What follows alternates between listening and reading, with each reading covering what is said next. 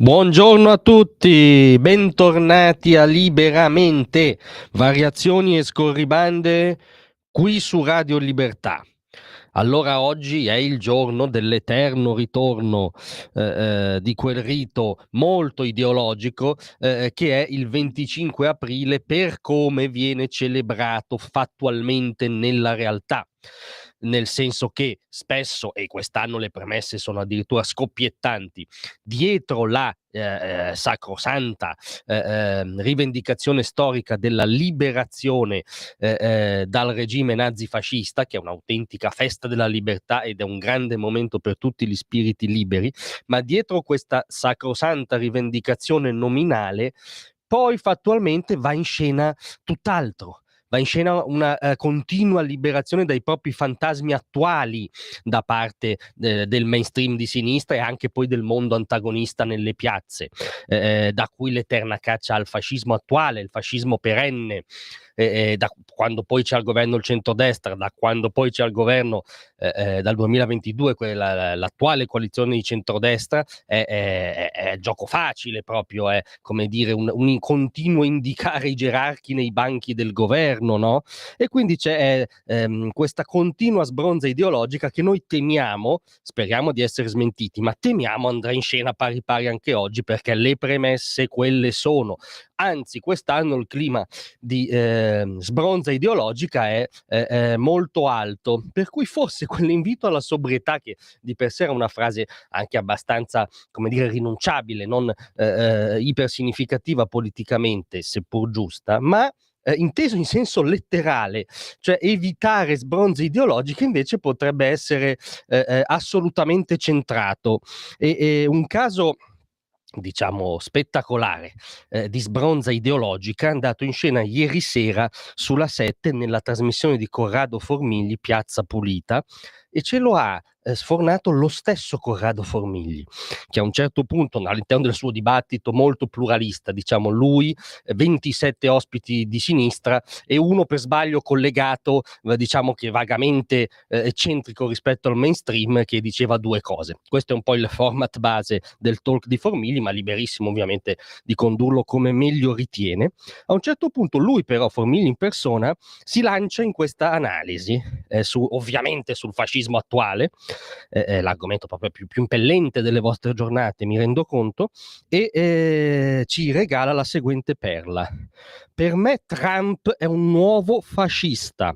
tendenzialmente un nuovo fascista, un autocrate, poi mischiamo categorie così proprio come fosse un cocktail appunto da sbronza ideologica, un autocrate che sta facendo a pezzi il sistema democratico negli Stati Uniti, cioè Formigli ieri sera ha raggiunto la vetta di questa sbronza ideologica, sostenendo che il presidente degli Stati Uniti d'America, che può piacere o non piacere, esaltare o entusiasmare, ma il presidente della più grande democrazia liberale del globo, è il volto contemporaneo del fascismo. Cioè il presidente di un paese fondato sulla dichiarazione di indipendenza, che prevede alcuni diritti inalienabili appartenenti a tutti gli individui che precedono qualunque costituzione politica, il paese costruito sulla Costituzione, anzitutto sul Bill of Rights, sulla proprio precedenza ontologica dell'individuo prima dello Stato, il paese per esempio che ha il famigerato secondo emendamento che prevede la possibilità dei cittadini di detenere armi, che fu pensato proprio per quello, perché un paese nato contro un re tiranno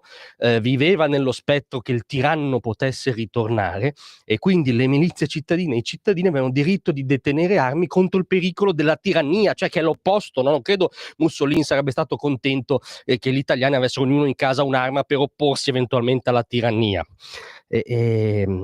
Il presidente, se vogliamo scendere anche nella linea dell'amministrazione specifica di Trump, è un presidente che sta facendo una guerra, diciamo, alla bestia dello Stato e dell'apparato, che in America è già molto più leggera di suo, con anche le iniziative del Doge, di Elon Musk, no? Che sta, come dire, tagliando con l'accetta interi rami dell'apparato pubblico, statale, federale, in un'ottica chiaramente liberista, no? Chiaramente reganiana. E insomma, quel tizio di nome Benito Mussolini sintetizzava il fascismo nel famoso aforisma: tutto nello Stato, niente al di fuori dello Stato, cioè l'esatto opposto non solo di cosa rappresenta l'America, ma anche delle linee guida dell'amministrazione Trump, tutte tese a smantellare la macchina statale per presidiare le libertà individuali degli americani. Questa è la linea. E poi c'è, come dire, il controsenso finale, per cui ci vorrebbe un minimo di continenza, perché Formigli ci ha detto che il nuovo fascista di oggi è il leader della nazione a cui più di tutte dobbiamo la libertà, che festeggiamo oggi con qualunque bandiera, la bandiera palestinese, la bandiera di Che Guevara, un purpurri ideologico falsissimo. Non troverete nelle piazze la bandiera a stelle e strisce, ma è anzitutto a quella bandiera che dobbiamo la liberazione, che militarmente si deve agli alleati, e gli alleati al loro interno, come riconosceva per primo Sir Winston Churchill,